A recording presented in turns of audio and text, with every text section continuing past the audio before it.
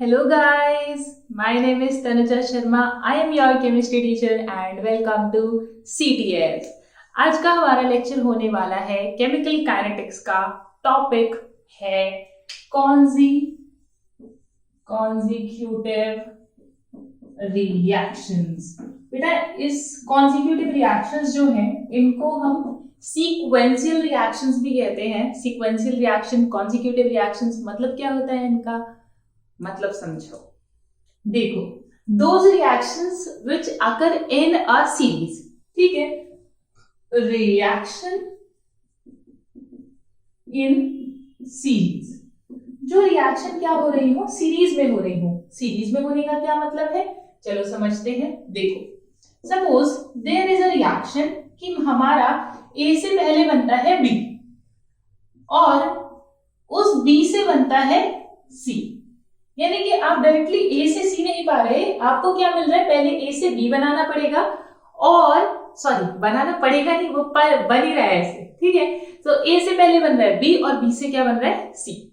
अब देखो, हम मान के चल रहे हैं कि अगर दो रिएक्शंस हो रही हैं और सीक्वेंस में रिएक्शन हो रही है तो मैं उनको कॉन्जिक्यूटिव रिएक्शंस बोल दूं या बोल दूं रिएक्शन इन सीरीज, और I can say sequential reactions, ठीक है। तो मैंने क्या माना कि ये मैंने K1 K2 लिखे हैं, these are my rate constants, ठीक है। ये फर्स्ट रिएक्शन के लिए, सेकंड रिएक्शन के लिए रेट कांस्टेंट है। अच्छा, अब हम क्या करने वाले हैं, अब हम केमिकल काइनेटिक्स में जो हमारी कॉन्जिक्यूटिव रिएक्शंस होती हैं उनकी काइनेटिक्स सीखने वाले हैं, ठीक है। कि आपको अगर इसका कंसंट्रेशन निकालना है तो कैसे निकालेंगे, बी का कैसे निकालेंगे, सी का कैसे निकालेंगे, है ना। और अगर मान लीजिए वो कौन सा ऐसा टाइम होगा जिस पर बी मैक्सिमम होगा, है ना। अब ऐसे बी को मान लो इंटरमीडिएट प्रोडक्ट है, ये बीच में बन रहा है, ये फाइनली नहीं बन रहा, बीच में बन रहा है। जैसे आपको एक एग्जाम्पल देती हूं मैं, देखिए, this is the very famous example of the consecutive reactions.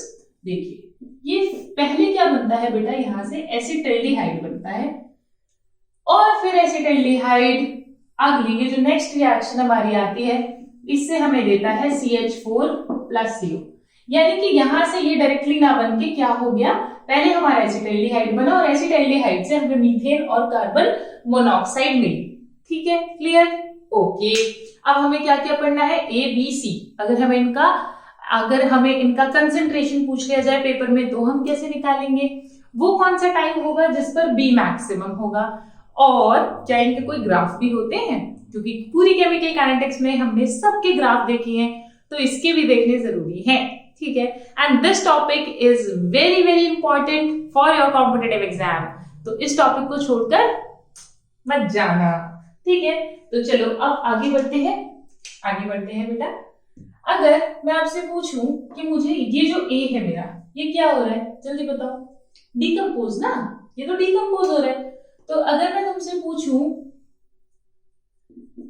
Rate of decomposition of ए का रेट क्या है डिकम्पोजिशन, तो बता सकते हो, हाँ जरूर भाई, जैसे आप पहले करते थे वही कर दीजिए, केमिकल काइनेटिक्स के बेसिक्स तो नहीं बदल जाएंगे ना।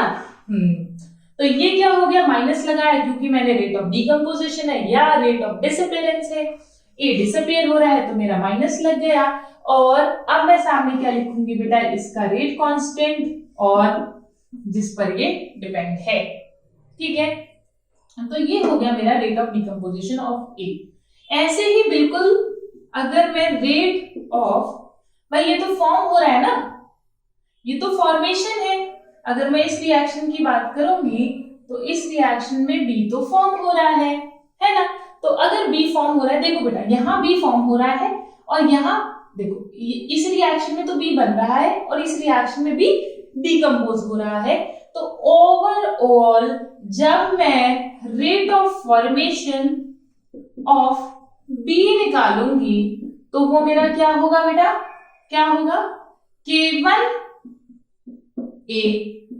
भाई यहां से तो फॉर्म हो रहा है, यहां का रेट कांस्टेंट ले लिया, ये फॉरवर्ड रिएक्शन है, ऐसे समझो ये फॉरवर्ड है, और इस रिएक्शन से क्या हो रहा है मेरा बेटा, बी जो है वो मेरा क्या हो रहा है, कम हो रहा है। तो माइनस K2 क्या आ जाएगा, क्या आ जाएगा जल्दी बताओ, K2B आएगा ना, इस रिएक्शन का रिएक्टेंट तो यही है ना भाई, C थोड़ी ना लोगे, इस रिएक्शन का रिएक्टेंट कौन है, B है, इस रिएक्शन का रिएक्टेंट कौन है, जो रिएक्टेंट है उसी में तो मल्टीप्लाई होती है, किसकी मल्टीप्लाई होती है, रेट कांस्टेंट की मल्टीप्लाई होती है, और इनके ऊपर क्या लगाते हैं हम, इसका ऑर्डर लगाते हैं, consecutive reactions are first order reaction, इसीलिए मैंने यहाँ पर जो पावर है वो 1 रखी है, 2 3 कुछ नहीं लगाया, ठीक है। आई होप इतना समझ आया होगा, ठीक है। तो चलो मेरा इतना पार्ट हो गया। अब ऐसे ही बिल्कुल मैं रेट ऑफ फॉर्मेशन ऑफ सी भी निकाल सकती हूँ, वो क्या होगा जल्दी बता दो, वो क्या होगा मेरा, सीधा सीधा K2B हो जाएगा। बेटा पहला टाइप का सवाल तो आपका यहीं से बन सकता है, यहीं से क्वेश्चन आ सकता है सीक्वेंशियल रिएक्शन में, वो हम क्वेश्चंस करेंगे आपके किस तरह के क्वेश्चन होते हैं, पर आप टाइप समझ लीजिए कि यहां से आपका किसी देखो सपोज आपसे कंसेंट्रेशन दे दे, एक ही कंसेंट्रेशन दे दे और K1 भी बता दे और रेट ऑफ डिकम्पोजिशन पूछे, तो आपको सीधा सीधा यही तो अप्लाई करना है, यानी कि आपको बेसिक्स लगाना है। अभी तो हम कॉन्सिक्यूटिव रिएक्शंस के काइनेटिक्स पे पहुंचे भी नहीं है, ये जो मैंने तुमको बताया ये तो केमिकल काइनेटिक्स का बेसिक था, ठीक है। तो कई बार बच्चा डर जाता है कि कॉन्सिक्यूटिव रिएक्शन दे दी तो मैं पढ़ के भी नहीं आया, है ना, ऐसा होता है ना कि मान लो आ जाए अनएक्सपेक्टेड और वो बच्चा पढ़कर ना गया हो, तो पहले देखते ही वो सवाल छोड़ेगा, मैं तो पढ़ के नहीं आया, मैं क्यों करूं इस सवाल को, है ना। आप देखो सवाल कितना सिंपल था, उसने सिर्फ क्या लगवाया तुमसे, बेसिक्स लगवाया, ठीक है। एंड दिस बेसिक्स, जो ये बेसिक से क्वेश्चन आते हैं, this is important for your NEET exam, ठीक है। नीट में बहुत बेसिक से सवाल पूछता है बेटा, इस टाइप के क्वेश्चन पूछता है, वो फाइनल इक्वेशन से ज्यादा इतने क्वेश्चन नहीं पूछेगा जितना जो डेरिवेशन के मिडिल में चीजें आती है उनसे पूछता है, ठीक है। तो नीट वाले बच्चों संभल कर, मेंस वाले बच्चों के पेपर में तो फाइनल से ही आ जाते हैं सवाल, ठीक है, बट नीट वाले थोड़ा समझ कर लेना पड़ेगा, कोई बात नहीं, ठीक है। अब आते हैं हम नेक्स्ट टाइम बेटा, तो मैं फाइनली तुमको बता देती हूँ, क्योंकि फर्स्ट ऑर्डर है, ठीक है, फर्स्ट ऑर्डर है, तो फर्स्ट ऑर्डर में मुझे ये बताओ, ये बेटा मैं आपको इसके जनरल फॉर्मूलाज बता रही हूँ, इसके जो जनरल फॉर्मूलाज हैं जो आपको काम में आएंगे सवाल करने के, ठीक है। तो अब देखो बिल्कुल, अगर मुझे AT यानी A की कंसंट्रेशन पूछे तो मुझे बताओ AT बराबर क्या होगा, बिल्कुल वही जो फर्स्ट ऑर्डर में करते थे, क्या था, Wilhelmy's relation, remember AT equal to A not e to the power minus KT। अब बस यहां पर क्योंकि रिएक्शन ज्यादा है तो जब भी आप K लिखेंगे आप मेंशन करके लिखेंगे, तो अगर मैं इस A की बात कर रही हूं तो रिएक्शन मैंने ये ले ली, तो बताओ जल्दी, हाँ, तो मैं रेट कांस्टेंट K मान लूंगी, तो यानी कि ये हो जाएगा AT equal to A not e to the power minus K1T। Clear, very good. अब ये तो हो गया मेरा AT का, ये तो आपको याद करना नहीं पड़ा, ये तो वही है जो आप फर्स्ट ऑर्डर में करते थे, विल्मीज रिलेशन, यही सेम चीज मैंने आपको पैरेलल में भी समझाई थी। अब यहाँ पर आ जाते हैं, आप देखो जब आपको बेटा B निकालना हो एट टाइम T, बेटा ये जो T लिखा हुआ है इसका मतलब है concentration of A at time T, यहाँ जो मैंने लिखा है इसका मतलब है concentration of B at time T, ठीक है। तो इसका जो होगा बेटा वो होगा, देखो B बन किससे रहा है, इस वाले से बन रहा है ना, देखो B बन किससे रहा है, फॉर्मेशन किससे हो रही है, K1 से, यानी इस रिएक्शन में फॉर्मेशन हो रही है ना, तो बिल्कुल आप K1 को ऊपर ले लेंगे, क्योंकि इससे तो बेटा क्या हो रहा है, इससे तो फॉर्म ही हो रहा है, और यहां लिख लेंगे फिर ये जो है बेटा K2 माइनस K1, बिल्कुल इसका ऑपोजिट जो यहाँ ऊपर लिया है, ठीक है, K2 माइनस K1, क्योंकि यहाँ इसमें से क्या हो रहा है, डिकम्पोज हो रहा है, पहले वाली बात समझ आई, ऊपर क्या लेंगे K1 जिससे फॉर्म हो रहा है, ठीक है, K1 ये हो गया A not e to the power minus K1T minus e की पावर माइनस K2T, ठीक है। अब ये मैंने क्या लिखा है, ये मैंने लिखा है concentration of B at time T, clear, इतनी बात समझ में आ गई? Okay, that's very good. ठीक है, आपको क्वेश्चन जो आएगा उसमें आपको डायरेक्टली अगर फॉर्मूला याद है तो पुट करिए और आंसर निकालिए। चलो अब आगे बढ़ते हैं। बेटा इसका जो नेक्स्ट पार्ट है वो आता है सी का। ठीक है, अगर आपको सी निकालना हो एट टाइम टी, तो आप बताओ, अगर आप ए का जो इनिशियल कंसेंट्रेशन है उसमें से आप माइनस कर दो ए को और बी को, ये जितना बना इतने को माइनस कर दोगे तो क्या तुम्हारे पास में सी एट टाइम टी नहीं आ जाएगा क्या? हाँ, ये इसकी इनिशियल कंसेंट्रेशन उठा लो बेटा, इसकी इनिशियल उठा लो। इनिशियल क्यों उठाओगे? एक मिनट, ए टी, हाँ बिल्कुल सही है, बिल्कुल सही है। इनिशियल में से इसकी एट टाइम टी कितनी थी और बी के टाइम टी पर कितनी थी, आप वो घटा दीजिए। भाई सिंपल है ना, इसकी निकालनी है सर्टेन टाइम टी। तो इसकी जो टोटल होगी उसी से तो ये बन रहा है, ए नॉट में से ही तो बन रहे हैं ये सारे जो हैं, वो इसकी इनिशियल कंसेंट्रेशन से ही तो बनेंगे। तो इनिशियल में से मैं माइनस कर दूं कि ये दोनों टाइम टी पर कितने बने, तो मेरा सी का कंसेंट्रेशन आ जाएगा ना। क्लियर हो रही है बात? भाई इनिशियल तो मेरी टोटल कंसेंट्रेशन थी, उसमें से जितना जितना ये फॉर्म हो गए वो मैंने बाहर निकाल दिया, तो मेरा सी का कंसेंट्रेशन मेरे पास वही बचेगा, माइनस करके आएगा, वो सी का ही कंसेंट्रेशन होगा। ठीक है, क्लियर? ओके। अब बेटा अब आपको क्या करना है, सी का ना आप ये नहीं याद रखेंगे कि फॉर्मूला क्या है, आप सिर्फ बी का फॉर्मूला याद रखेंगे। देखो सिर्फ आप बी का फॉर्मूला याद रखो, ए के फॉर्मूले को भी याद रखने की जरूरत नहीं है क्योंकि वो विलमीज रिलेशन है, तो जो फर्स्ट ऑर्डर में याद किया वही यहां पर यूज होना है। ठीक है, तो आपको सिर्फ बी का याद करना है। अब सी का कैसे निकालेंगे? देखो बहुत आसान है, बहुत ही इजी है। आप वैल्यूज को रख दो बेटा, ये तो ए नॉट हो गया, यहां पर रखेंगे तो ये हो गया ए नॉट ई की पावर माइनस k1t, और यहां रख दिया मैंने minus k1 A not by k2 minus k1 e की power minus k1t minus e की पावर माइनस k2t। ठीक है, ये हो गया।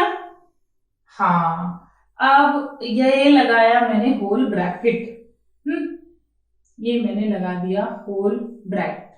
ठीक है, जब आप ये पूरा ब्रैकेट लगा देंगे बेटा, अब ये माइनस है, आप खोल दीजिए इस इक्वेशन को। जब आप इस माइनस को खोलेंगे, ठीक है, तो आप पाएंगे बेटा कि एक तो आप ए नॉट कॉमन ले सकते हो, ए नॉट कॉमन ले सकते हो, और क्या कर सकते हो, हाँ यस, कुछ कट भी रहा है क्या? हाँ, ठीक है। फाइनली आप सबसे पहला काम क्या करोगे, आप ए नॉट को कॉमन ले लोगे। ठीक है, तो आपको सी के लिए जो याद रखना है वो इस तरीके से ही याद रखना है। अगर आप इन दो का कंसेंट्रेशन निकाल लोगे बेटा, ये निकाल लोगे, ये आपको पता होगा, तो आपको इतनी वैल्यू रखनी ही नहीं पड़ेगी। और ऑफ कोर्स अगर आपको ये निकालना है तो आपको ये तो निकालना ही पड़ेगा। ठीक है, क्लियर? बात समझ आई? तो एक चीज समझिए, यहाँ पर डायरेक्टली जब भी आपको तीनों निकालने हो तो पहले ये दो निकाल के इनिशियल में से माइनस कर लेना। इतना मत करना कि सबके लिए फॉर्मूला लगाने बैठे हो, सबके फॉर्मूले याद करो, उतना मत करना। सिर्फ किसका याद करना है? इसका याद करना है। क्लियर? डन? आगे बढ़े, चलो फिर आगे बढ़ते हैं। ये मैंने आपको बता दिया, इनके तीनों के अभी कंसेंट्रेशंस मैंने आपको बता दिए। चलो अब आगे करते हैं।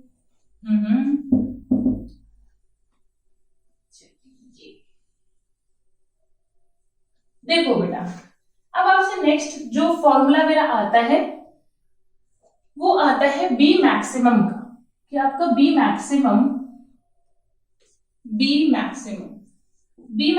का मतलब है कि आपका जो बी है उसकी कंसंट्रेशन कब मैक्सिमम होती है। तो वो बी मैक्सिमम आप कैसे निकालोगे? देखो आपके पास होगा ए नॉट, यहां होगा k2 बाय k1, ठीक है, k2 by k1 and here would be k2 divided by k1 minus k2। ठीक है, तो आपको ये चीज, ये वाला फॉर्मूला याद रखना है। वैसे अभी तक इसमें मैंने कोई क्वेश्चन लिखा नहीं है, ठीक है, तो समझ जाओ, फॉर्मूला लिख लो। अभी तुमको अगर देखो, हमें करना जरूरी है टॉपिक, ठीक है, करना तो जरूरी है ना भाई। जो जो हमारे सिलेबस में है IIT के और नीट के सिलेबस में वो तो करना ही है, ये CBSE वाले बच्चों को करना ही नहीं है, ठीक है। तो जो ये फॉर्मूलाज बता रही हूँ, कुछ क्वेश्चंस लगाओगे तो ये अपने आप याद हो जाएंगे, ठीक है, डोंट वरी अबाउट इट। अब आगे आते हैं बेटा, देखिए अब ये जो B मैक्सिमम जब होगा तो इसी टाइम पर ये जो T मैक्स होता है, देखो T मैक्स भी आपसे निकलवाएगा, ये इंपॉर्टेंट है, ये वाला इंपॉर्टेंट है, this is important and this is important, ठीक है, ये जरूर करने हैं आपको। अब देखिए T मैक्स तो निहायती वेरी वेरी इंपॉर्टेंट है, ठीक है। अब T मैक्स का फॉर्मूला होता है 1 divided by T2 minus T1 K2 minus K1 ln K2 by K1। देखिए बेटा ट्रिक ये है, इसकी ट्रिक ये है कि जो यहां ऑर्डर है वही यहां ऑर्डर है, आप उसको रिवर्स नहीं करोगे। अगर मान लीजिए आपको कहीं पर कई बार क्या होता है कि वो फॉर्मूला ही आपसे चेक करवा लेता है, which of the following is T max, ठीक है, तो आपको ये याद रखना है कि यहाँ पर जो ऑर्डर है मतलब K2 माइनस K1 है तो यहाँ पर K2 बाय K1 होगा। अगर मैं लिख दूं K1 माइनस K2 तो बता दो यहाँ कितना होगा, गुड, यहाँ पर भी K1 डिवाइडेड बाय K2 होगा। क्लियर? क्या आपको मेरी इतनी बात समझ आ गई? Very good. तो फिर अब हम चलते हैं आगे। ये मैंने आपको जनरल फॉर्मूला सारे करा दिए, ठीक है। अब इससे अगला पार्ट जो मैं आपको कराने वाली हूं वो है थोड़ा सा रिलेटेड टू ग्राफ, ठीक है। अब ग्राफ से उससे क्या बनता है बेटा कि वो आपसे ग्राफ देकर पूछ लेता है क्या, चलो देखते, हटा दें इसको पूरे को। ओके, फॉर्मूलाज नोट हो चुके हैं, क्वेश्चंस हमने समझ लिए हैं कि किस किस तरह के क्वेश्चंस आते हैं। तो हम चलते हैं अब अपने ग्राफ पर किस तरह के क्वेश्चंस आएंगे उन पर।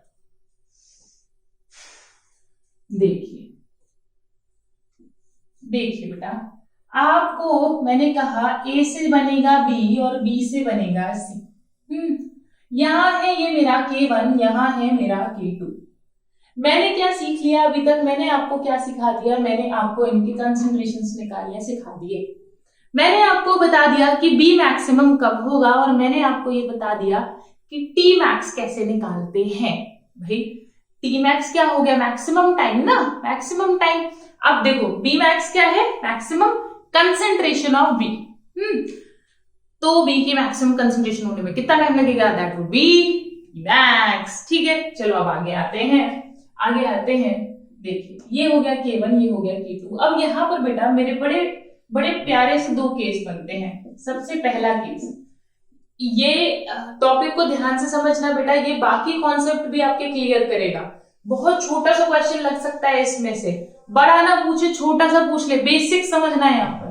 देखो अब अगर यहाँ पर दो रेट कॉन्स्टेंट्स हैं तो ऐसा भी हो सकता है कि कभी K1 ज्यादा हो K2 से, और ऐसा भी हो सकता है कभी K2 ज्यादा हो K1 से। तो भाई तो फिर क्या होगा, चलो देखते हैं। देखो अगर मान लो कि मेरा जो K1 है वो बहुत बहुत बहुत ज्यादा होता है K2 से, ठीक है, मेरा K1 बहुत ज्यादा है। अब एक बात समझो, अगर ये ज्यादा है तो ये रिएक्शन भी फास्ट होगी, रेट कांस्टेंट ज्यादा होगा, रेट भी ज्यादा होगा ना उसका। Very good. अब देखो ये जो है ये बहुत कम है बेचारा, बहुत कम है, तो ये कैसा रिएक्शन हो गया बेटा, ये वाला रिएक्शन कैसा हो गया, जल्दी बता दीजिए मुझे, किस टाइप का रिएक्शन हो गया है बेटा, ये हो गया है मेरा स्लो रिएक्शन। और अगर ये मेरा स्लो रिएक्शन हो गया है तो बता दो इसका एक्टिवेशन एनर्जी क्या होगा, ज्यादा होगा। ये मैं क्यों बता रही हूं, क्योंकि सवाल लग जाता है। इसका एक्टिवेशन एनर्जी हाई होगा और ये जो है ये होगा मेरा फास्ट, और इसका एक्टिवेशन एनर्जी होता है क्या, लो। कई बार बेटा K1 K2, अभी बताती हूँ सवाल का तरीका कैसे आएगा। देखो एक्टिवेशन एनर्जी हो गई हाई, और ये ही मेरा जो स्लो स्टेप होता है भाई, जो धीरे धीरे होगा, धीरे धीरे धीरे धीरे धीरे सिखाया था ना, वही क्या होता है, रेट डिटरमाइनिंग स्टेप होता है। तो जो धीरे धीरे होगा वही हमारा क्या होगा, रेट को डिटरमाइन करवाएगा हमसे। तो यही क्या है, मेरा RDS स्टेप है। चलिए, बहुत अच्छी बात है, बहुत अच्छी बात है, हमने इतना कुछ सीख लिया। अब आ जाओ, अगर ये मेरा RDS स्टेप है तो बेटा इस पॉइंट पर मेरे ग्राफ्स कैसे होंगे इसको समझिए। यहां मैंने ये ले लिया है बेटा कंसंट्रेशन, यहां हो गया है बेटा मेरा टाइम, ठीक है। अब आपको ये पता है कि A जो है वो तो मेरा क्या होगा बेटा, डिक्रीज ही करेगा। डिक्रीज करेगा ना भाई A, हाँ A तो डिक्रीज ही करेगा। और B क्या करेगा मेरा, इंक्रीज करेगा। अब सोचो सोचो, B तेजी से इंक्रीज करेगा ना, क्योंकि ये वाला रेट कांस्टेंट ज्यादा है तो ये रिएक्शन फास्ट हो रही है। और C क्या होगा बेटा, स्लो इंक्रीज करेगा। ये C स्लो इंक्रीज करेगा और B हमारा इंक्रीज करेगा फास्ट, और फिर क्या होगा बेटा, डिक्रीज करेगा। ये हो गया मेरा B, ये हो गया मेरा B, ये हो गया मेरा C। क्या आपको इतनी बात समझ में आ गई है? हाँ आ गई है, वेरी गुड। अब देखो बेटा, अब देखो इस पे सवाल कैसा लगेगा आपको। आपको सपोज मैंने क्वेश्चन दिया that K1 is 500 second inverse and K2 is 0.1 second inverse। हाँ, K1 K2 उल्टा ही होगा ना इसका रेट कांस्टेंट। तो which of the following graph will valid? तो 4 ग्राफ दिए होंगे और आपको पहचानना होगा क्या, ये वाला ग्राफ। सवाल समझ में आ रहा है कैसा आएगा? ठीक है, इजी है ना, बस यही कॉन्सेप्ट तो समझना था। देखो उन फॉर्मूला से भी कितना आसान है। ठीक है, अब आगे आते हैं, और किस तरह का क्वेश्चन लग सकता है। देखो मान लो मैंने कह दिया कि ये टाइप 1 का सवाल हो गया बेटा, ये टाइप 1 का क्वेश्चन है। अगला क्वेश्चन देखिए, अगले क्वेश्चन में मान लो तुमसे कह दे कि A gives B gives C, ये है मेरा K1, ये है मेरा K2, और वो आपसे पूछ रहा है कि ये है, सपोज इसी सवाल पे लगा लो, इसी सवाल में K1 K2 दोनों दे रखे हैं, ये K1 है और ये K2 है। वो आपसे पूछ रहा है कि order of activation energy, order of activation energy EA1 ज्यादा होगा या EA2 ज्यादा होगा, बताओ। सवाल कितना बेसिक पूछा है, कितना बेसिक सवाल है ना भाई। इसमें कॉन्जिक्यूटिव रिएक्शन तो इतना पार्ट नहीं ले रही, इसमें क्या है, सिंपल केमिकल काइनेटिक्स का बेसिक ही तो है। देखो देखो देखो, ये क्या हो गया मेरा, K1 फास्ट हो गया, ये ज्यादा है, ये ज्यादा है अगर, तो ये रिएक्शन कैसी हो गई बेटा, फास्ट हो गई। ये कम है तो ये रिएक्शन कैसी हो गई, स्लो हो गई। अब अगर ये रिएक्शन स्लो है तो एक्टिवेशन एनर्जी क्या होगी, ज्यादा, है ना, एक्टिवेशन एनर्जी। सवाल समझ रहे हो ना, कोई कैलकुलेशन, और वो बेसिक्स भी ऐसा उठा रहा है कि बस जिसने नहीं पढ़ा होगा ध्यान से वो सवाल नहीं कर सकता। समझ में आई बात? ये मैं पहले भी आपको पढ़ा चुकी हूँ जब एक्टिवेशन एनर्जी पढ़ाया था। अब दोबारा देख लीजिए कि कॉन्जिक्यूटिव रिएक्शन में किस तरह से आपसे और किस किस तरह के सवाल पूछ सकता है। ठीक है, तो सवाल को देखकर डरना नहीं, खुद पर रखो भरोसा। अगर पढ़ा है तो ऑफ कोर्स सवाल हो जाएगा, ठीक है, पर खुद पे भरोसा रखो। ये मत करो कि कॉन्जिक्यूटिव देखा और डर फेंको इस सवाल को, नहीं करते। ठीक है यार, ये तो पढ़ा ही नहीं, ये तो समझ नहीं आया, पता नहीं कैसा डेरिवेशन था। ठीक है, एक्सक्यूजेस देना बंद करो और उन चीजों पर फोकस करो जिनसे तुम्हारे क्वेश्चंस होते हैं। ठीक है, आपको समझ में आ गया किस तरह के क्वेश्चंस आएंगे? लिख लिया बेटा ये, वेरी गुड। चलो अब आगे बढ़ जाएं। ठीक है, अब जो मैं अगली चीज बता रही हूँ उसमें भी सेम इसी तरह के क्वेश्चंस बनेंगे, है ना? ओके, चलो अब आगे चलते हैं। इसको हटा देती हूँ मैं, तुमको पता ही है कॉन्जिक्यूटिव चल रहा है। ठीक है, अब आते हैं, देखो बेटा, अब अगर मैंने ये केस 1 लिया था तो केस 2 भी तो हो सकता है। अगर केस 1 है तो भाई 2 भी होगा, और 2 है तो 3 भी होगा, है ना? रोका थोड़ी है किसी ने। K1 K2 बताओ, अब अगर मेरा K1 कम कम कम कम कम हो, ठीक है, K1 बेचारा बहुत कम, ठीक है, K2 से। तो अब रिएक्शन देख लो भाई, A gives B gives C, ये हो गया मेरा K1, ये हो गया मेरा K2। हाँ, तो देखो ये वाली रिएक्शन क्या होगी, फास्ट होगी, और ये वाली रिएक्शन क्या होगी, स्लो होगी, है ना। अच्छा, अब अगर ऐसा होगा तो समझिए इसकी जो एक्टिवेशन एनर्जी है वो होगी कम, और इसकी एक्टिवेशन एनर्जी क्या होगी बेटा, ज्यादा होगी। स्लो रिएक्शन की एक्टिवेशन ज्यादा होगी, तभी तो वो स्लो है ना।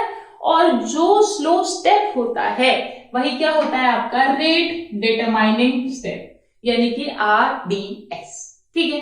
अच्छा, आप समझिए बेटा, अब आपका क्या है कि आपका B बहुत कम बन रहा है, B बहुत धीरे बन रहा है ना, बहुत धीरे बन रहा है। तो अगर मैं कंसेंट्रेशन वर्सेस टाइम का ग्राफ बनाऊंगी, यहां पर कंसेंट्रेशन वर्सेस टाइम का ग्राफ बनेगा, तो आपका ये तो डिक्रीज होगा ही बेटा, है ना, C भी बनेगा, लेकिन आपका B क्या होगा, B सोचो, ये RDS स्टेप है ना, एक्टिवेशन एनर्जी ज्यादा है, तो B क्या होगा बेटा, कम बनेगा। और अगर B कम बनेगा तो B कुछ बेचारा इस तरीके से होगा कि पहले तो वो बन रहा है तेजी से, और फिर वो बेचारा कांस्टेंट हो गया। क्या आपको मेरी इतनी बात समझ आ रही है? हाँ, ऑफ कोर्स आ रही है। अच्छा, एक बात सोचो, अगर यहां पर B जो है वो इस तरह से, B जो है वो कांस्टेंट हो जा रहा है आफ्टर सम टाइम, ठीक है, after some time concentration of B becomes constant। अगर बेटा B की कंसेंट्रेशन कांस्टेंट हो रही है, तो आप मुझे एक बात बताओ, अगर मुझे यहां पर T मैक्स अचीव करना है, यानी कि B को मैक्सिमम तक ले जाना, T मैक्स अचीव करना है, तो सोचो क्या होगा, T मैक्स इनफाइनाइट होगा कि नहीं होगा ना भाई। तो at this point T max क्या होगा, इन्फिनिटी होगा, कि B मैक्सिमम को अचीव करने में, मैक्सिमम कंसेंट्रेशन ऑफ B को अचीव करने में, टू अचीव, यहां लिख देते हैं, to achieve maximum concentration of B, जो टाइम है वो आपका क्या हो जाएगा बेटा, इन्फिनिटी हो जाएगा, ठीक है। अब यहां पर है बेटा, यहां पर देखो, यहां पर T मैक्स कैसा होगा, T मैक्स यहां कैसा होगा, लो होगा ना, बहुत होगा ही भाई।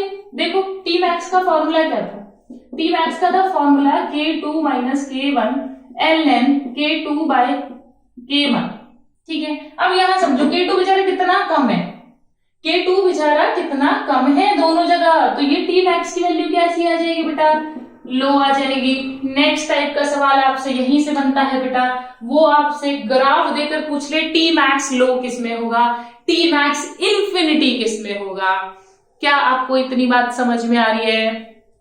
क्लियर भाई, इसमें maximum concentration of B achieve करने के लिए बहुत टाइम लगेगा, क्योंकि B बहुत स्लो बन रहा है।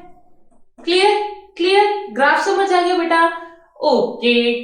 अच्छा बेटा, अब जो मैंने आपको बताया था B मैक्स T मैक्स, बेटा ये सबसे इंपॉर्टेंट है कॉन्जुगेटिव रिएक्शन में, जहां से क्वेश्चन लगेगा। यहां से एक और बात समझ लीजिए कि जो B का कंसेंट्रेशन है वो प्रैक्टिकली कांस्टेंट हो जाता है।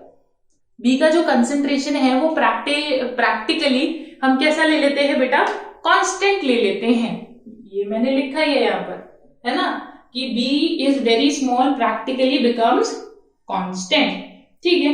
अब देखिए, अगर वो प्रैक्टिकली कांस्टेंट हो जाता है तो मैं क्या ये भी लिख सकती हूँ, ये आपके बेटा क्वेश्चन करने में काम आएगा, ध्यान से लिख लेना इसको, dB by dt, यानी कि जो चेंज इन कंसेंट्रेशन है B के वो 0 है, हो ही नहीं रहा लगभग, क्योंकि कांस्टेंट हो गया, है ना।